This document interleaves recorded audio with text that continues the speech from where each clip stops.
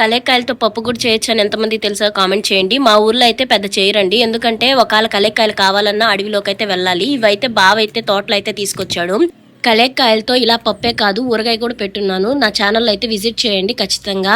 పప్పు అయితే ఎలా చేస్తున్నాను అయితే చూపిస్తున్నాను. కందిపప్పు అయితే నానేసాను, అలాగే టమాటా, పచ్చిమిర్చి, ఇప్పుడు మనం కలేకాయలు అయితే కట్ చేసి పెట్టుకున్నాం కదా అవి కూడా వేసేసాను. చింతపండు అయితే వేయకూడదండి, ఈ పులుపు అయితే సరిపోతుంది. ఇదైతే పప్పు అయితే బాగా ఉడికింది. కల్లుప్పు అయితే వేసుకొని బాగా మెత్తగా అయితే మెదుపుకున్నాను. పోపు అయితే పెట్టేసుకోవాలండి. మామూలుగా ఇంకా బాండలు పెట్టేసి మనము కలేకాయలతో ఊరగాయ అయితే చేసాం కదా ఆ నూనె అయితే కొద్ది పక్కన తీసి పెట్టాను. ఆ నూనె వేసేసి పోపు అయితే పెట్టేస్తున్నానండి. కరేపాకు, తెల్లగడ్డ కూడా వేయండి, టేస్ట్ అయితే బాగుంటుంది పప్పులోకి అయితే.